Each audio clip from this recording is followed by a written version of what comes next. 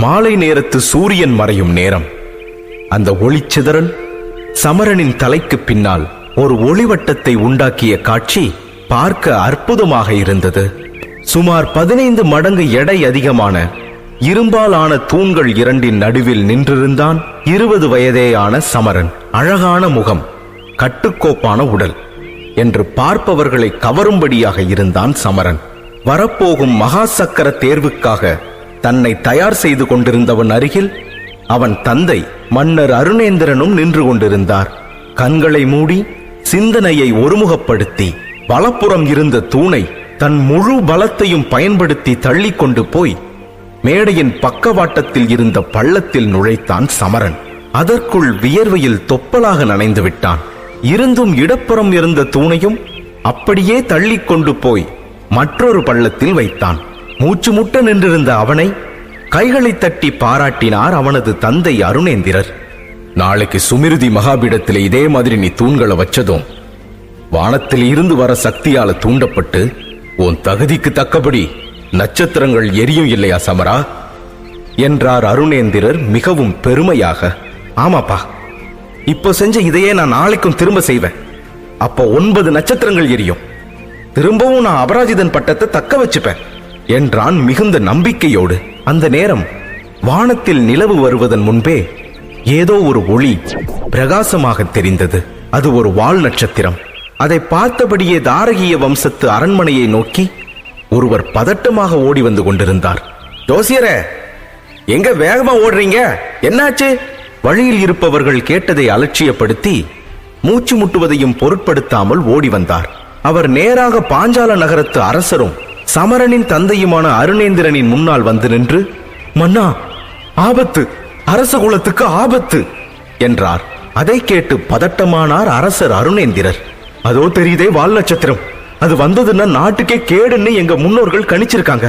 அதான் பயமா இருக்கு. நாளைக்கு வேற நீங்க மகா சக்கர தேர்வை அறிவிச்சிருக்கீங்க. இந்த நிலையில வால் நட்சத்திரம் வானத்துல தோன்று இருக்குன்னா அரச குடும்பத்துல உள்ளவங்களுக்கு பெரிய ஆபத்தை உண்டாக்க போகுதுன்றது நம்பிக்கை என்றார் ஜோசியர் மெல்ல நடுங்கியபடி. இப்போது அருணேந்திரர் முகத்திலும் கவலை பரவியது. திகைத்து போய் அவரையே பார்த்தபடி நின்றிருந்தான் சமரன். ஜோதிட சாஸ்திரப்படி வால் நட்சத்திரத்துக்கெல்லாம் பரிகாரம் கிடையாது மன்னா. நாம எச்சரிக்கையா இருக்கிறது தான் ஒரே வழி. அதனால நாளைக்கு நடக்க போற மகா சக்கர தேர்வை நிப்பாட்டுங்க, இல்ல அதுல நம்ம இளவரசர் சமரன் கலந்துக்க கூடாது என்றார் ஜோசியர். அதை கேட்டு திகைத்தார் பாஞ்சால நகரத்து மன்னர் அருணேந்திரர். அதுவரையில் அமைதியாக இருந்த சமரன் முன்னால் வந்தான். இது வீண் பயம் ஜோசியரே, நான் கட்டாயம் கலந்துக்க தான் போறேன் என்று உறுதியான குரலில் கூறினான். இளவரசே, சமரா, இதோட தீவிரம் தெரியாம பேசிக்கிட்டு இருக்கீங்க. இப்படி வால் நட்சத்திரம் தோன்றின போது ஜாக்கிரதையா இல்லாத பல நகரங்கள், ஏன் பல நாடுகள் கூட மண்ணோட மண்ணா புதைஞ்சு போயிருக்கு. அதுலயும் உங்க ஜாதகத்துல இப்போ நேரம் சரியில்லை. அதனால நீங்க தேர்வுல கலந்துக்கிறது அத்தனை நல்லதில்லை என்று அவர் சொல்லி முடிப்பதற்குள் இடைமறித்து, அந்த பேச்சுக்கே இடமில்லை ஜோசியரே. மகா சக்கர தேர்வுல நான் நாளைக்கு கலந்துகிட்டே ஆகணும் என்று தீர்மானமாக கூறினான் சமரன். நான் சொல்ல வேண்டியதை சொல்லிட்டேன், அப்புறம் உங்க இஷ்டம். விதியை யாராலையும் வெல்ல முடியாது. என்னென்ன நடக்க போகுதோ என்று புலம்பியபடி போய்விட்டார் ஆஸ்தான ஜோசியர். ஒரு முறை யோசித்து செயல்படு சமரா என்று கவலையுடன் கூறினார் மன்னர். இல்லப்பா, இதிலிருந்து நான் பின்வாங்கினா அது என் தன்மானத்துக்கு இழுக்காகிடும். போட்டியில ஜெயிச்சுட்டு தான் யவனிக்காவை கரம் பிடிப்பேன்னு அவளுக்கு வாக்கு கொடுத்திருக்கேன். நாளைக்கு களத்துல சந்திப்போம், வரேன் என்று தந்தையை வணங்கிவிட்டு தன் அறைக்கு வந்தான் சமரன். மறுநாள் பொழுது ஆர்ப்பாட்டமாக விடிந்தது. அன்று மகா சக்கர தேர்வு என்பதால் நிறைய பேர் மைதானத்தில் கூடியிருந்தனர். சிலர் தேர்வில் கலந்து கொள்ளவும், பலர் அதை வேடிக்கை பார்க்கவும் என வந்ததில் கூட்டம் அலைமோதியது. அரண்மனை சபா மண்டபம் நிரம்பி வழிந்தது. தேர்வு முடிந்ததும் நேரே சமரன் அங்குதான் வருவான் என்பதால் பலர் முன்னாலேயே போய் அமர்ந்து கொண்டனர். அருணேந்திரரும் தன் உயர்ந்த நாற்காலியில் அமர்ந்து கொண்டார். அவர் மைதானத்துக்கு போகவில்லை. பாஞ்சால நகரம் நம் பூமியில் ஒரு ஓரத்தில் யாரும் அறியாத பகுதியில் உள்ள ஒரு நகரம். பாஞ்சால நகரத்தை தவிர விராட நாடு, கோமுகி நாடு போன்ற பல பெரிய நாடுகளை உள்ளடக்கியது அந்த பகுதி. இந்த பகுதி ஹீமாவாகினி என்ற பொதுவான பெயரால் குறிப்பிடப்பட்டது. இங்குள்ள மக்கள் பூமியில் இருக்கும் மற்ற மனிதர்களைப் போலவே தோற்றத்திலும் பிற பழக்க வழக்கங்களிலும் இருந்தாலும் வேறு ஒரு விஷயத்தில் ரொம்பவும் வித்தியாசப்பட்டனர். அதுதான் அவர்களது அற்புத சக்திகள். போரில் ஈடுபடும் போது பலவிதமான அற்புத சக்திகளை பயன்படுத்தி போரிட்டனர். அவரவர் சக்திக்கு ஏற்றபடி அவர்கள் மதிக்கப்பட்டனர். ஒவ்வொருவரின் சக்தியையும் அளக்கும் தேர்வுதான் மகா சக்கர தேர்வு. அதில் 1 முதல் 9 நட்சத்திரங்கள் வரை உண்டு. 9 நட்சத்திரம் பெற்றவனே தலைசிறந்த வீரன் அபராஜிதன் என்ற பட்டத்தை அடைவான். சக்தியை அளக்க சிறிய சுமிருதி பீடம் என்று ஒன்று இருந்தது. அந்த பீடத்தில் தான் தேர்வில் கலந்து கொள்பவர்கள் மிகவும் எடை அதிகமான தூண்களை அதற்கான இடத்தில் பொருத்த வேண்டும். சக்தி இல்லாதவர்களோ இல்லை ஏமாற்ற நினைப்பவர்களோ கலந்து கொண்டால் சுமிருதி பீடம் தூக்கி எறிந்துவிடும். அவர்கள் உயிரிழக்கவும் வாய்ப்புண்டு. ஆனால் சக்தி உள்ளவர்கள் கலந்து கொள்ளும் போது நடப்பதே வேறு. தூண்களை அந்த பீடத்தில் பொருத்தியதும் விண்ணிலிருந்து சக்தி கீழே இறங்கி வந்து தூணோடு சேரும். அப்போது அவரவர் சக்திக்கு தகுந்தபடி பீடத்துக்கு சற்று மேலே நட்சத்திரங்கள் ஒளிரும். 1 முதல் 9 வரையில் நட்சத்திரங்களின் எண்ணிக்கை கலந்து கொள்பவர்களின் சக்தியை பொறுத்து மாறும். இதுதான் மகா சக்கர தேர்வு. இதில் யார் வேண்டுமானாலும் கலந்து கொள்ளலாம். அப்படிப்பட்ட மிக முக்கியமான மகா சக்கர தேர்வுதான் இப்போது தொடங்கப் போகிறது. தேர்வில் கலந்து கொள்பவர்கள் பெயரை ஒவ்வொருவராக வாசித்தான் தலைமை காவலன். முதலில் அமுதன் என்பவன் பெயர் வாசிக்கப்பட்டது. அவன் நேராக வந்து சுமிருதி பீடத்துக்கு அருகே வந்தான். அவன் நண்பர்கள் உறவினர்கள் அனைவரும் ஹோ என்று கத்தி கூச்சலிட்டனர். தன் பலம் அத்தனையும் திரட்டி 2 தூண்களையும் சுமிருதி பீடத்தில் இருந்த பள்ளத்தில் பொருத்தினான் அமுதன். சில நொடிகளில் பீடத்தின் மேல் நட்சத்திரங்கள் தோன்ற ஆரம்பித்தன. மீண்டும் ஹோ என்ற கூச்சல். 5 நட்சத்திரங்கள் தான் ஒளிர்ந்தன. சற்றே ஏமாற்றமாக கீழே வந்தான் அமுதன். அடுத்து ஆனந்தன். அவன் தூண்களை சுமிருதி பீடத்தில் வைத்ததுமே தூக்கி எறியப்பட்டான். பலத்த காயம். எந்த நினப்புல வச்சானோ, ஒருவேளை ஏதாவது சக்தியை கூட்டுற பானத்தை குடிச்சிட்டு வந்து போட்டியில கலந்திருப்பான், அதான் தூக்கி அடிச்சிருச்சு என்றார்கள் கூடியிருந்தவர்கள். மிகவும் அவமானத்தோடு அங்கிருந்து சென்று விட்டான் ஆனந்தன். தன்னை நிரூபிக்கும் ஆவலோடு காத்திருந்தான் சமரன்.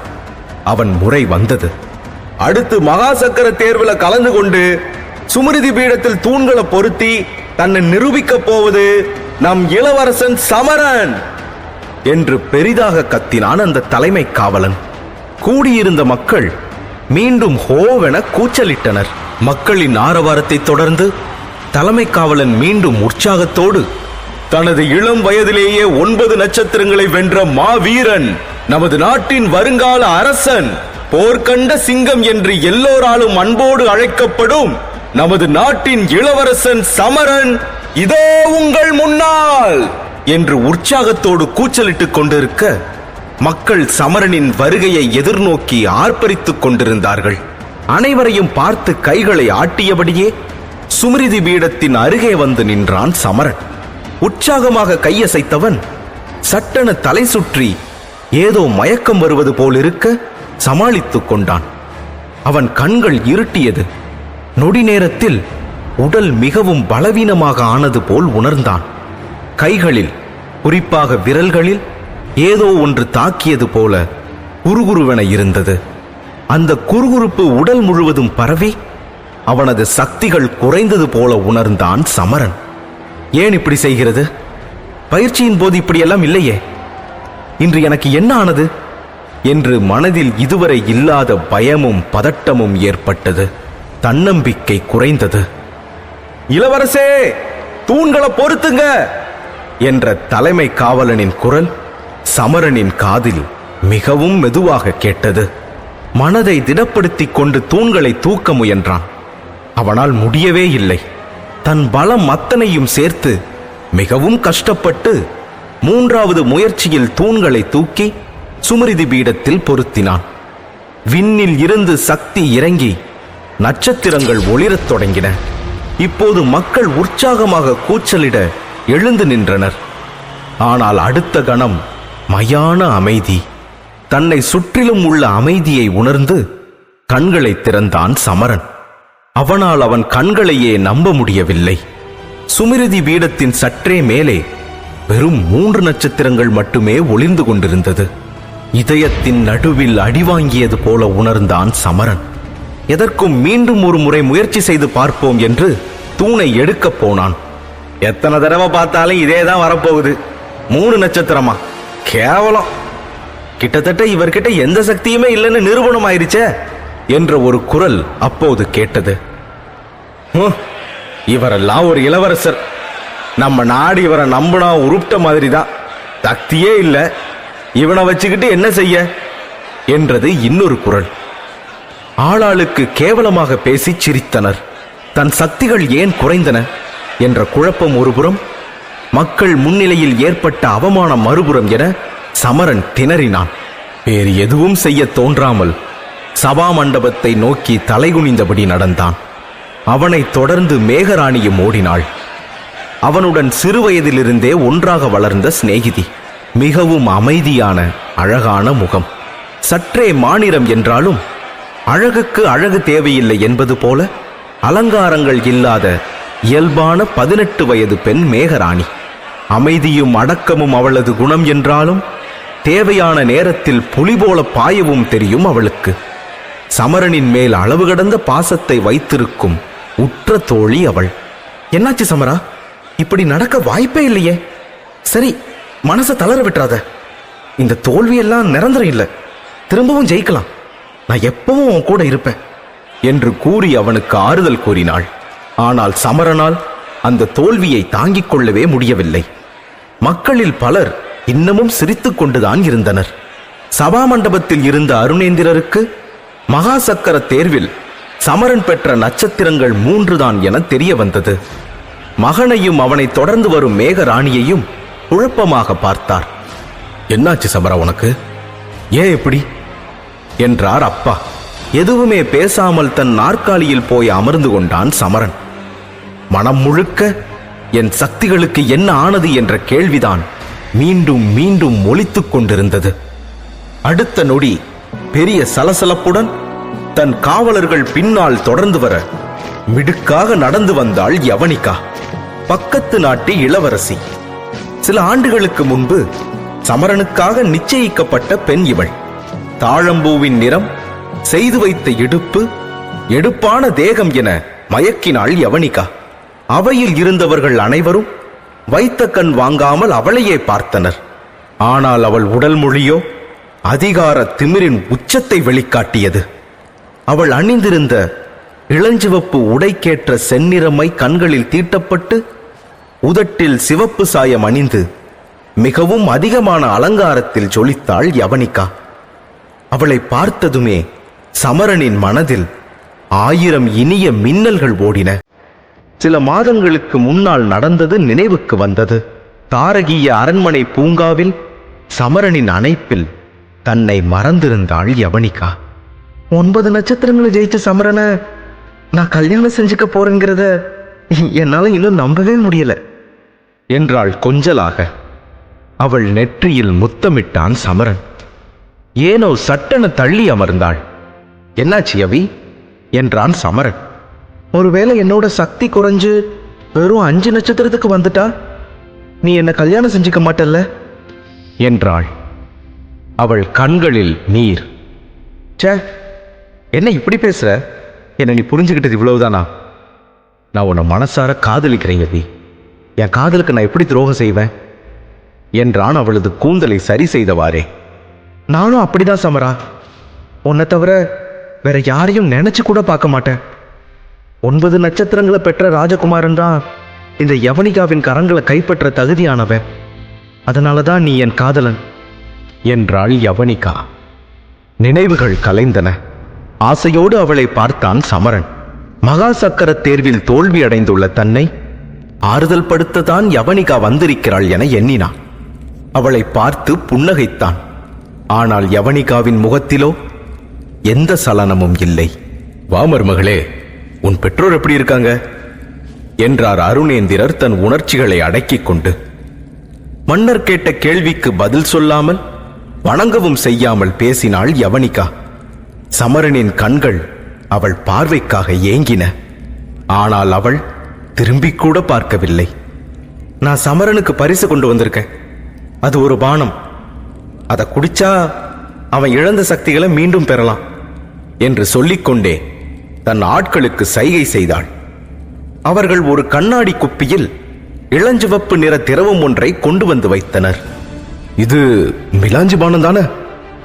இத 9 நட்சத்திரங்கள் வென்ற அபராஜிதன் தானே குடிக்கணும்.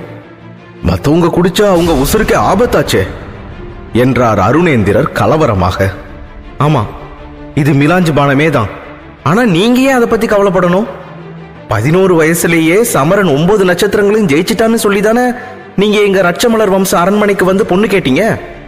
இப்ப ஏன் தயங்கணும் என்றாள் யவனிகா கிண்டலாக. யவனிகாவின் நோக்கம் என்ன என்று அருணேந்திரருக்கு புரியவில்லை. நீ என்னமா சொல்ற? சமரனால இப்போ இதை அருந்த முடியாதே. மகாசக்கர தேர்வு முடிவை நீயே பார்த்திருப்பியே. பிறகுமா இதை நீ அவனை குடிக்க சொல்ற என்றார் அருணேந்திரர் ஆத்திரமாக.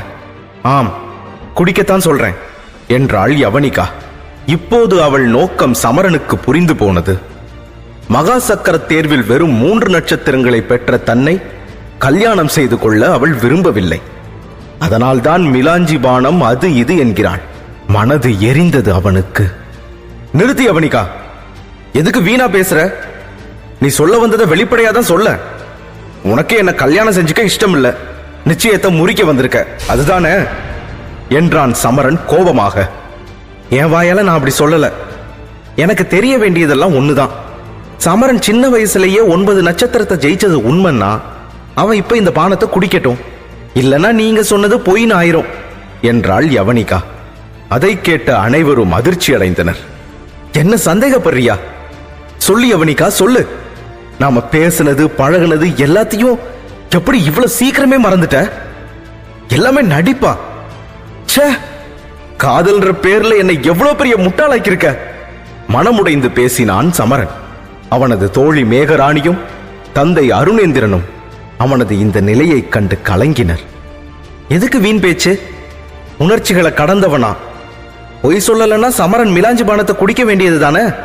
அதை குடிச்சு தான் ஒரு 9 நட்சத்திரங்கள் வாங்கின சுத்தமான வீரன்னு நிரூபிச்சு காட்ட வேண்டியது தானே என்றாள் திமிராக.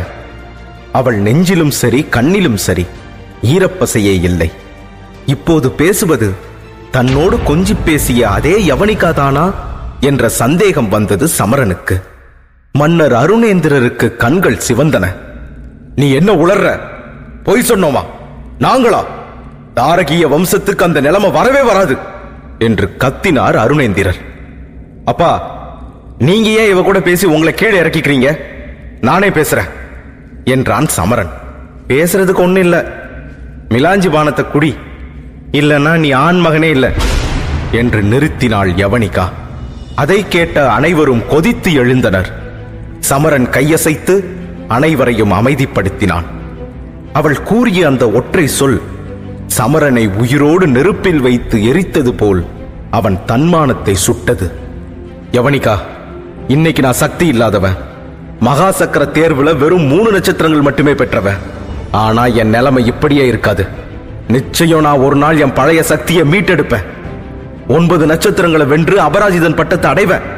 அப்ப நீ மட்டும் இல்ல, மத்தவங்க எல்லாரும் என்ன நிமிர்ந்துதான் பார்க்கணும்.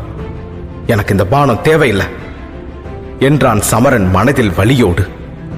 சபாஷ், இப்போ உன் தகுதி என்னன்னு உனக்கே தெரிஞ்சிருக்கு. என் வேலை சுலபம். என் தகுதி என்னன்னு தெரியுமா? போன மாசம் எங்க நாட்டுல நடந்த மகாசக்கர தேர்வுல 8 நட்சத்திரத்தை ஜெயிச்சவனா. பல வருஷத்துக்கு முன்னாடி இல்ல, போன மாசம். புரிஞ்சுதா என்றாள் அழுத்தம் கூடிய குரலில். அவள் சொல்லாமல் விட்டதை புரிந்து கொண்டான் சமரன். அவன் கோபம் கொஞ்சம் கொஞ்சமாக கூடியது. ஆனால் அதை பற்றி கவலைப்படாமல் மேலே மேலே பேசினாள் யவனிகா. அது மட்டும் இல்ல, ரட்சமலர் வம்சத்துக்கே அடுத்த தலைவியாக போறவளும் நான் தான்.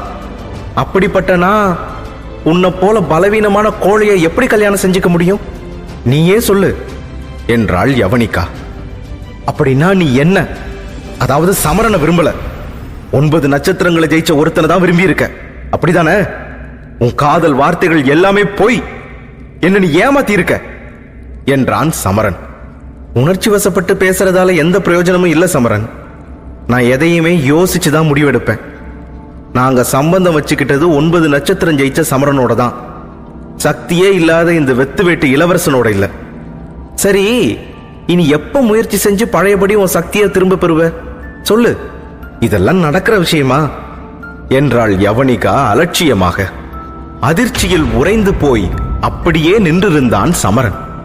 அனைவர் முன்னிலையிலும் தாரகிய வம்சத்தவர்களை பார்த்து பொய் பேசுபவர்கள் என்றும் சமரனை பலவீனமான கோழை என்றும் யவனிகா பேசியது மனதில் பெருத்த அவமானத்தையும் அனலையும் ஏற்படுத்தியது சமரனுக்கு. தந்தையின் முகத்தை பார்த்தான். அவமானத்தால் சிவந்திருந்ததோடு தலைகுனிந்தும் அமர்ந்திருந்தார் மன்னர் அருணேந்திரர். எல்லாவற்றுக்கும் மேலாக இதெல்லாம் நடக்கும் விஷயமா என்றால் என்ன அர்த்தம்? நான் என்ன அத்தனை கேவலமானவனா? யவனிகா போன்ற அழகியை அடைய எனக்கு தகுதி இல்லையா? சுய இரக்கம் பரவியது சமரனுக்குள். மகா சக்கர தேர்வின் முடிவால் காதலுமா மாறிவிடும் என்று எண்ணினான். ஒரே நாளில் தன் நிலை ஒரு வாழ தகுதியில்லாதவன் போல ஆகிவிட்டதே என நொந்து கொண்டான். யவனிகா, உன் முடிவுதான் என்ன என்றான் சமரன் பரிதாபமாக. அவன் மனதில் பல எண்ணங்கள் ஓடின. யவனிகா சம்பந்தத்தை முறித்துக் கொள்ளும் அளவுக்கு நான் கீழே இறங்கி விட்டேனா? என்னால் என் தந்தைக்கும் தாரகிய வம்சத்துக்கும் தீராத களங்கத்தை ஏற்படுத்தி விட்டேனோ? இனி பாஞ்சால நகரத்து மக்கள் என்னை எதற்கும் உதவாதவன் என்று முடிவு செய்து விடுவார்களோ என்று தாழ்வான எண்ணங்களால் அவனது மனம் சுக்குநூறாக நொறுங்கிவிட்டது. எத்தனை தடவை சொல்றது, நீ மிலாஞ்சி பானத்தை குடிச்சு அபராஜிதன்னு நிரூபிக்கலன்னா நான் இந்த சம்பந்தத்தை முறிச்சுக்குவேன், அவ்வளவுதான் தீர்மானமாக சொன்னாள் யவனிகா. ஒரே நாளில் தன் வாழ்க்கை இப்படி சின்னாபின்னமாகும் என்று கனவிலும் நினைக்காதிருந்த சமரனுக்கு யவனிகாவின் ஒவ்வொரு வார்த்தைகளும் 1000 ஈட்டிகளை கொண்டு தாக்குவது போல் வலித்தது. ஒரு முடிவுக்கு வந்தவன் இனி வாழ்வதை விட சாவதே மேல் என வேகமாக சென்று அந்த பானத்தை எடுத்து ஒரே மூச்சில் குடித்து விடலாம் என்று எண்ணி கண்ணாடி குப்பியை உயர்த்தினான் சமரன். வால் நட்சத்திரம் மீண்டும் வானில் மின்னியது. சாவதே மேல் என சமரன் மிலாஞ்சி பானத்தை குடிக்கப் போக அப்போது ஒரு கை வேகமாக வந்து அதை தட்டிவிட்டது. நீ என்ன பைத்தியமா சமரா? யாரோ ஒருத்திக்காக உன் உயிரை ஏன் நீ போக்கிக்கணும்? இவன் உனக்கு தகுதியே இல்லாதவ, நிறுத்து முதல்ல என்று கண்ணீர் வழிய கத்தினாள் மேகராணி. குப்பி கீழே விழுந்து உருண்டதும் தான் அருணேந்திரருக்கு மூச்சே வந்தது. சீ, நீ எல்லாம் ஒரு பொண்ணா? உனக்கு நிச்சயம் செஞ்சவன் சாக போறான்னு தெரிஞ்சும் தடுக்காம வேடிக்கை பார்த்துட்டு இருக்கியே, நீ மனுஷியே இல்ல என்றாள் மேகராணி. ஆஹாவென சிரித்தாள் யவனிகா. சரிதான் போடி, இவன்லாம் இருந்தா என்ன செத்தா என்ன, ரெண்டும் ஒண்ணுதான். தப்பிச்சிட்ட சமரா, உன் தோழி உன்னை காப்பாத்திட்டா, இல்லனா போய் சேர்ந்திருப்ப. என்னை பொறுத்தவரை 9 நட்சத்திரத்தை அடைய முடியாதவன்லாம் ஆம்பளையே இல்ல. அதனால ரட்சமலர் வம்சத்துக்கே தலைவியாக போற எனக்கு சமமான ஆள் நீ இல்ல. போய் உனக்கேத்த பொண்ணா பாரு என்றாள் யவனிகா. அவமானத்தில் கூனி குறுகி நின்றான் சமரன். இந்தாங்க, நீங்க நிச்சயத்துக்கு போட்ட மோதிரம், இதை நீங்களே வச்சுக்கோங்க என்று கைவிரலில் இருந்த மோதிரத்தை கழற்றி வீசினாள் யவனிகா. அது தூரப் போய் சமரனின் காலடியில் விழுந்தது. அதை குனிந்து எடுத்தான் சமரன். அவன் கண்களில் நெருப்பாக கோபம் கனன்றது. நில்லு என்றான் சத்தமாக. காவலர்களோடு திரும்பிச் சென்ற யவனிகா நின்றாள். என்ன பலவீனமானவன் கோழன்னு சொன்னியே, இப்ப நான் ஒரு சவால் விடுறேன், அதுக்கு நீ ஒப்புக்கிறியா என்றான் சமரன். சபா மண்டபத்தின் நடுவே வந்து நின்று கொண்டு என்ன என்பது போல் அலட்சியமாக பார்த்தாள் யவனிகா. இன்னையிலிருந்து 3வது வருஷம் என் கூட மோத நீ தயாரா? சொல்லு, நீ தயாரா? அந்த தைரியம் உனக்கு இருக்கா என்றான் சமரன். நான் தயார்தான், ஆனா போட்டியில நான் ஜெயிச்சா நான் சொல்றபடியெல்லாம் நீ கேட்கணும், சம்மதமா என்றாள் யவனிகா வஞ்சமாக. நான் தோத்துட்டா நீ சொல்றபடியெல்லாம் கேட்கிறேன், ஆனா நான் ஜெயிச்சா நான் சொல்றபடியெல்லாம் நீ கேட்கணும், இதுக்கு நீ சம்மதிக்கிறியா என்றான் சமரன். கிண்டலாக சிரித்தாள் யவனிகா. சம்மதம், ஆனா உன்னால என்னை ஜெயிக்கவே முடியாது, அந்த நினைப்ப சுத்தமா மறந்துடு. நான் தான் ஜெயிக்க போறேன், நீ என் அடிமையாக போற, அதை இங்க இருக்கிறவங்க எல்லாரும் பார்க்கத்தான் போறாங்க என்றாள் யவனிகா திமிராக. உன் திமிருக்கு அளவே இல்லையா? நீ இன்னமும் ரட்சமலர் குலத்துக்கு தலைவி ஆகல, ஆனா அதுக்குள்ள என்னவோ ரொம்ப தூள்ற.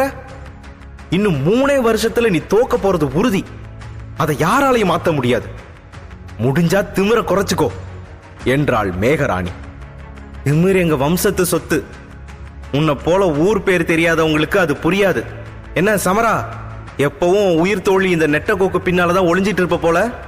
3 வருஷத்துக்கு பிறகாவது தைரியமா என்னோட மோதுவியா, இல்ல இவள உனக்கு பதிலா மோத சொல்லுவியா என்றாள் யவனிகா சிரித்தபடியே.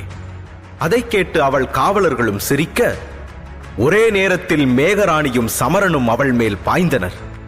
நிறுத்துங்கள் என்று கத்தினார் அருணேந்திரர். ஆனால் அதற்குள் யவனிகாவின் காவலர்கள் தங்கள் சக்தியை பயன்படுத்தி இருவரையும் கீழே தள்ளிவிட்டனர். உன்னால இவங்களையே சமாளிக்க முடியல, எப்படி இன்னும் 3 வருஷத்துல என்னோட மோத போறன்னு நல்லா யோசிச்சு சொல்லு. நீ போட்ட சவால் உண்மைதானே என்றாள் யவனிகா நக்கலாக. காவலர்களால் தாக்கப்பட்டு கீழே கிடந்த சமரன் தோளை தட்டிக்கொண்டு எழுந்து நின்றான். இன்னைக்கு என் நேரம் இப்படி இருக்கலாம், ஆனா என்னைக்கும் இப்படியே இருக்காது. நான் மகா சக்கர தேர்வுல திரும்பவும் 9 நட்சத்திரம் ஜெயிப்பேன். அபராஜிதன் ஆவேன், உன்னோடையும் மோதுவேன்.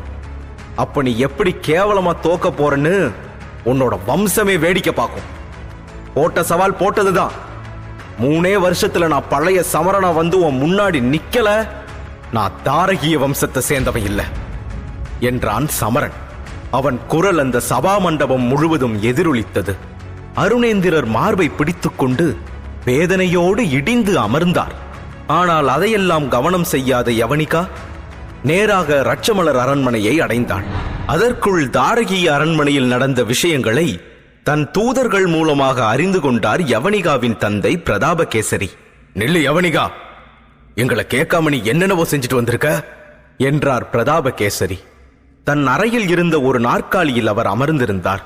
கூடவே யவனிகாவின் தாயும் அவர் மனைவியுமான சுஜாதா தேவி நின்றிருந்தார்.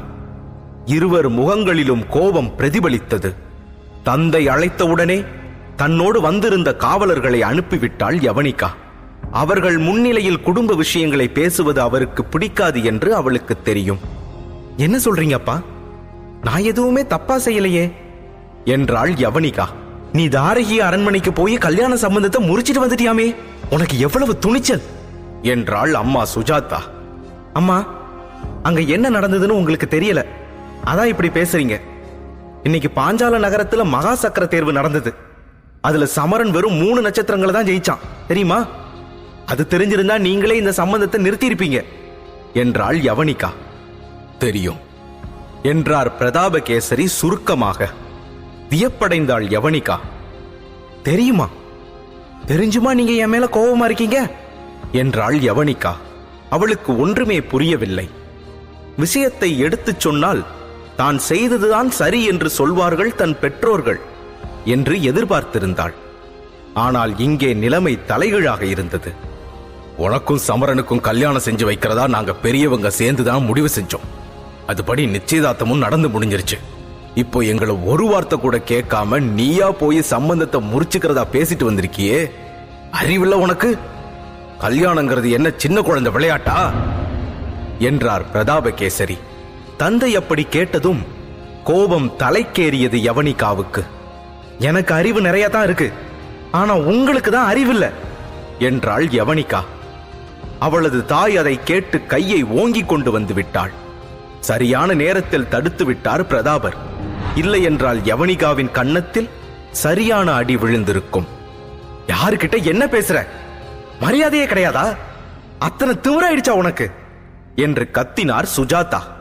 பொறுமையாயிரு சுஜா, நான் பேசிக்கிறேன் என்ற பிரதாபர் யவனிகாவின் பக்கம் திரும்பினார். இத பாரு யவனிகா, அங்க போறதுக்கு முன்னால நீ எங்க கிட்ட ஒரு வார்த்தை ஏன் சொல்லல? என்கிட்ட சொல்ல பயமா இருந்ததுன்னா அம்மா கிட்டயாவது சொல்லி இருக்கலாம்ல என்றார் அமைதியாக. எதுக்குப்பா சொல்லணும்? அவன் வெறும் 3 நட்சத்திரங்களை தான் ஜெயிச்சிருக்கான், ஆனா நான் 8 நட்சத்திரங்களை ஜெயிச்சவோப்பா. நான் சொல்றதுக்கு முன்னாடியே நீங்களே இந்த முடிவை தான் எடுப்பீங்கன்னு நினைச்சேன். ஆனா அம்மா அடிக்க வராங்க, நீங்க திட்டுறீங்க. எப்படிப்பா அந்த கோலையை கட்டிக்க முடியும் என்றாள் அழுகை கலந்த குரலில். மகளின் கண்களில் தெரிந்த கண்ணீரை பார்த்ததும் மனம் இளகியது தந்தைக்கு. இல்லடா கண்ணு, உனக்கு பிடிக்காததை நாங்க செய்வோமா? ஆனா நீ அவசரப்பட்டிட்டியோன்னு தோணுது என்றார் பிரதாபகேசரி. இல்லப்பா, நான் அவசரப்படவே இல்லை. நீங்க தான் என்ன புரிஞ்சுக்க மாட்டேங்கிறீங்க. என்றாள் யவனிகா அழும் குரலில். தந்தையிடம் எப்படி பேசினால் அன்பும் அனுதாபமும் கிடைக்கும் என்று அவளுக்கு நன்றாக தெரியும். அப்படி இல்லம்மா, அபராஜிதன் பட்டத்தை ஜெயிச்ச ஒருத்தனுக்கு திடீர்னு சக்தி கம்மியாகுதுன்னா அதுக்கு ஏதாவது காரணம் இருக்குமா? அது தெரியாம நாம என்று இழுத்தார் பிரதாபகேசரி. என்னங்க இவகிட்ட என்ன நீங்க விளக்கம் சொல்லிட்டு இருக்கீங்க என்றாள் சுஜாதா. நீ சும்மா இருக்க மாட்டியா சுஜா? நான் பேசிட்டு இருக்கேன்ல. இத பாருடா யவி, ஏதோ ஒரு காரணத்துக்காக சமரனோட சக்தி குறைஞ்சிருக்குனே வச்சுப்போம். திரும்பவும் சில வருஷத்துல அவன் தன்னை நிரூபிச்சான்னா உனக்கு என்ன பிரச்சனை? அவனை நீ தாராளமா கல்யாணம் செஞ்சுக்கலாமே என்றார் பிரதாபகேசரி. அதை கேட்கவே பிடிக்கவில்லை யவனிகாவுக்கு. ஆமா, இதுதான் எங்க முடிவு. நீ வாயை மூடிக்கிட்டு பேசாம இரு, போதும். ஆக வேண்டியதை நாங்க பாத்துக்கிறோம் என்றாள் சுஜாதா. சின்ன பொண்ணு ஏதோ உணர்ச்சி வசப்பட்டு சம்பந்தத்தை முறிச்சுக்கிட்டா. எடுத்து சொன்னா புரிஞ்சிக்க போறா. நீ ஏன் கோவப்படுற சுஜா? யவனிகா, நீ உன்னோட அறைக்கு போய் ஓய்வு எடுத்துக்கோ கண்ணு என்றார் அப்பா அன்பாக. தனது அறைக்கு திரும்பிய யவனிகா யோசனையில் ஆழ்ந்தாள். இன்னமும் என்ன சின்ன குழந்தைன்னு நினைச்சிருக்காங்க அப்பாவும் அம்மாவும். கேவலம் 3 நட்சத்திரம் தான் ஜெயிச்சிருக்கான் சமரன். இதெல்லாம் ஒரு தகுதியா? என்னோட தளபதிகள் கூட குறைஞ்சபட்சம் 4 அல்லது 5 நட்சத்திரம் ஜெயிச்சிருக்காங்க. என்னோட தகுதி 8 நட்சத்திரம். நான் கடுமையா பயிற்சி செஞ்சா நானே கூட 9 நட்சத்திரத்தை ஜெயிக்கலாம். அப்படிப்பட்ட நான் எதுக்கு சமரனை கல்யாணம் செஞ்சுக்கணும்? ஏதோ காரணமா சக்தி குறையுதான், சில வருஷத்துல திரும்பவும் வருமா. இதெல்லாம் நம்புற மாதிரியே இல்லையே என்று எண்ணிக்கொண்டிருந்தாள். ஏதோ யோசனையில் எழுந்து வந்து ஜன்னல் அருகில் நின்றாள். மாலை நிலா அவள் மேல் வெளிச்சத்தை வீசியது. அந்த இதமான நிலா வெளிச்சத்தில் பார்க்க ஒரு அழகு சிலை போல் இருந்தாள் யவனிகா. கண்ணாடியில் தெரிந்த தன் உருவத்தின் அழகில் அவளே மயங்கினாள். என்ன மாதிரி அழகும் சக்தியும் இருக்கிற ஒருத்தி எதுக்கு கேவலம் சமரனை போல சக்தியே இல்லாதவனை கல்யாணம் செஞ்சுக்கணும்? இது என்னோட வாழ்க்கை, இதை நான் தான் முடிவு செய்யணும். அப்பாவும் அம்மாவும் சும்மா சொல்லிக்கிட்டே இருப்பாங்க என்று எண்ணிக்கொண்டாள். அதே நேரம் இன்னொரு எண்ணமும் வந்தது. ஒருவேளை அப்பா சொல்ற மாதிரி சில வருடங்களுக்கு பிறகு சமரனுக்கு சக்தி திரும்ப கிடைச்சு 9 நட்சத்திரங்களையும் பெற்று அவன் அபராஜிதம் பட்டத்தை ஜெயிச்சிட்டான்னா அது கூட பரவாயில்ல. எனக்கு சவால் விட்ட மாதிரி என் கூட சண்டை போட்டு ஜெயிச்சிட்டான்னா என்ன ஆகுறது? அவன் சொன்னது எல்லாம் நான் கேட்கணுமே. நிச்சயம் என்ன ஒரு அடிமை மாதிரி தான் நடத்துவான். பழிக்கு பழி வாங்கி அவமானப்படுத்துவான். அந்த நிலைக்கு நான் ஆளாகணுமா? அதுக்கப்புறம் என்னால ரட்சமலர் வம்சத்துக்கு தலைவியா ஆகவே முடியாது. என் கனவுகள் எல்லாமே வீணா போயிடும். வாழ்க்கையே நரகம் ஆயிடும். என்ன செய்யலாம் என்று யோசித்தாள். அவள் மனதில் ஒரு குறுக்கு யோசனை தோன்றியது. சமரனுக்கு சக்திகள் திரும்ப கிடைச்சாதானே இதெல்லாம் நடக்கும். அப்படி கிடைக்க விடாம பாத்துக்கிட்டா அவனால என்ன ஜெயிக்கவே முடியாது. அதுக்கு அவன் எல்லா விஷயத்திலையும் தோத்து போய்கிட்டே இருக்கணும். அதுதான் வழி என்று எண்ணிக்கொண்டு தனது நம்பிக்கையான காவலாளி நிகண்டனை அழைத்தாள். இன்னையிலிருந்து இப்போ இருந்து நீ சமரனை நிழல் போல தொடரணும். ஆனா நீ தொடர்றது அவனுக்கு தெரியவே கூடாது. அங்க என்ன நடக்குது, யார் வராங்க பேசுறாங்க, இதையெல்லாம் ஒண்ணு விடாம நீ எனக்கு சொல்லணும். சமரனுக்கு எந்த மோதல்லையும் தோல்விதான் கிடைக்கணும். இனிமே இதுதான் உன் வேலை. இப்பவே நீ உன் வேலையை ஆரம்பி என்றாள் யவனிகா. தலை வணங்கி விட்டு சென்றான் நிகண்டன். அங்கே தாரகிய அரண்மனையில் மனவேதனையில் இருந்தான் சமரன். தன்னை பார்ப்பவர்கள் அனைவருமே கிண்டல் செய்வது போல தோன்றியது அவனுக்கு. யாராவது வேறு எதற்காவது சிரித்தால் கூட தன்னை பற்றி கேலி செய்துதான் சிரிக்கிறார்கள் என்று கோபம் வந்தது. மனதில் சுத்தமாக நிம்மதியே இல்லை. இங்கேயே இருந்தால் யாரையேனும் அடித்து விடுவோம் என்று பயந்து கால் போன போக்கில் நடந்தான். அவன் அரண்மனையை விட்டு வெளியே வரவும் அவனது தோழி மேகராணி ஓடி வந்தாள். நானும் வரேன் சமரா என்றாள். நான் எங்க போறேன்னு எனக்கே தெரியாது மேகா, தயவு செஞ்சு என் கூட வராத, என்னை தனியா விடு என்று சொல்லிவிட்டு வேகமாக நடந்தான் சமரன். அவன் மனநிலையை புரிந்து கொண்ட மேகராணி, சரி பத்திரமா போ, ஆனா திரும்பி வந்துடு என்று அவனை ஆறுதலாக அணைத்தவள் மீண்டும் தன் அரண்மனைக்குள் சென்று விட்டாள். எங்கெங்கோ சுற்றிய சமரனின் கால்கள் தானாக தன் தாயின் சமாதியை நோக்கி நடந்தன. அங்கே போனதும் தான் மனதுக்கு இனம் புரியாத ஒரு நிம்மதி கிடைத்திருப்பதாக நம்பினான் அவன். சமாதியின் மேல் இருந்த பழைய பூக்கள், உதிர்ந்த இலைகளை அகற்றினான். மனம் வேதனையில் தவித்தது. அம்மா, எனக்கு என்ன ஆயிடுச்சு? எனக்கு மட்டும் ஏன் இத்தனை கஷ்டம் வரணும்? ஏன் ஏன் என் சக்தி குறைஞ்சது? எதனால குறைஞ்சது? இனிமே எனக்கு சக்தி திரும்ப வரவே வராதாமா? இப்படியே போனா 3 வருஷம் கழிச்சு கூட யவனிகாவை என்னால ஜெயிக்க முடியாது. நான் என்ன செய்வேம்மா? எப்படி என் சக்திகளை நான் அதிகரிச்சுக்கிறது? ஒண்ணுமே புரியலையே. ஏமா என்னை விட்டுட்டு போன? நீ இருந்திருந்தா எனக்கு இந்த நிலைமை வந்திருக்குமா என்று வாய்விட்டு புலம்பியவனின் கண்களில் இருந்து கண்ணீர் கொட்டியது. அவனுக்கு வாழ்க்கையே வெறுத்து விட்டது.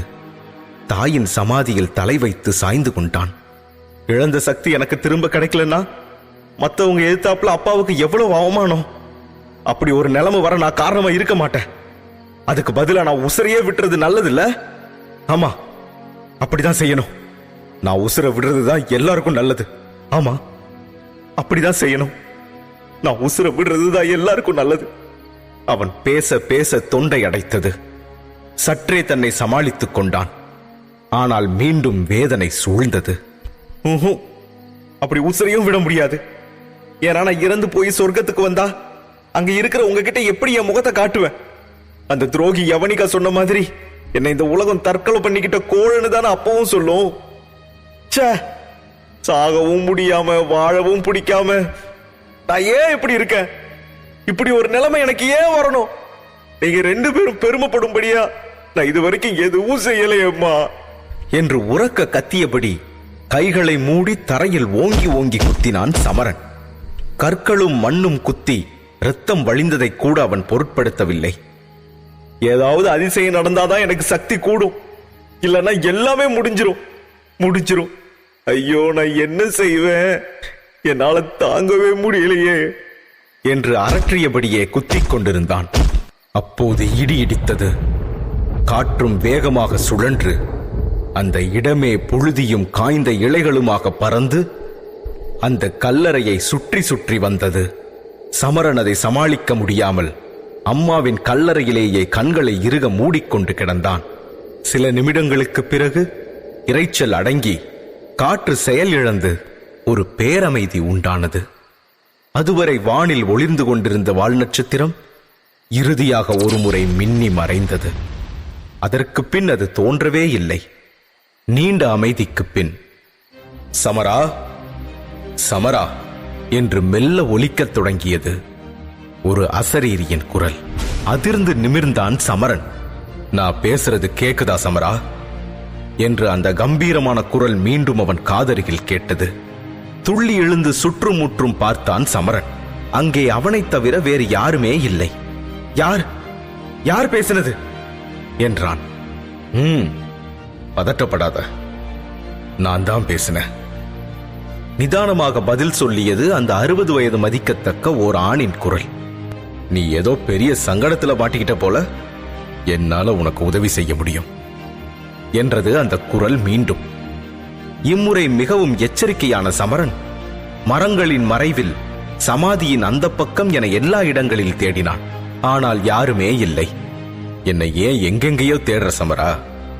இதோ உன் வலது கை விரல்ல இருக்கிற உன் மோதிரத்துல தான் நான் இருக்கேன் என்று அந்த குரல் மீண்டும் ஒலித்தது. தனது வலது கையில் இருந்த கருமை நிற வைரக்கல் பதிக்கப்பட்ட தன் மோதிரத்தை பார்த்தான் சமரன். அவன் தாய் அவனுக்கு கொடுத்த இறுதி பரிசு அந்த மோதிரம். அவன் பார்த்து கொண்டிருக்கும் போதே மோதிரத்தில் சில அதிர்வுகள் தோன்றின. கொஞ்சம் பதட்டமாக ஆனான் சமரன். இடது கையால் வலது கையில் இருந்த மோதிரத்தை மூடி அதிர்வுகளை நிறுத்த முயற்சித்தான். அதே கணம் தட்டென்ற சத்தத்தோடு மிகவும் பலமாய் தூக்கி எறியப்பட்டு கீழே விழுந்தான். அவன் கண் முன்னால் மோதிரத்திலிருந்து வெண்மையான புகை போன்ற நிழல் உருவம் ஒன்று உருவாக ஆரம்பித்தது. அந்த இடமே வெண்புகையால் சூழப்பட்டது. அதிர்ச்சியில் சமரனால் அவன் கண்களையே நம்ப முடியவில்லை. யார் யார் யார் நீங்க என்றான் குழறலாக.